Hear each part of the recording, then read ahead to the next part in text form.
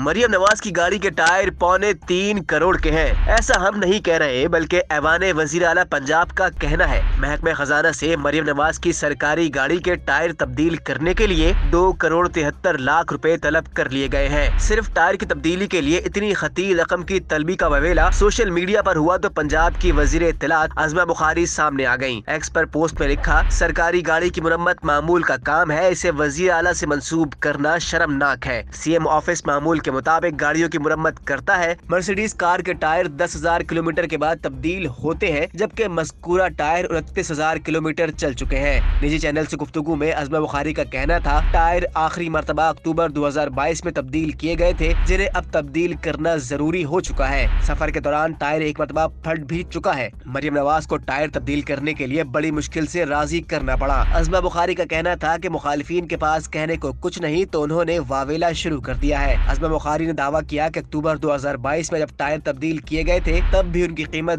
2.34 करोड़ रुपए थी। मज़ीद न्यूज़ अपडेट्स और डिजिटल स्टोरीज के लिए सब्सक्राइब करें डॉन न्यूज़ पाकिस्तान।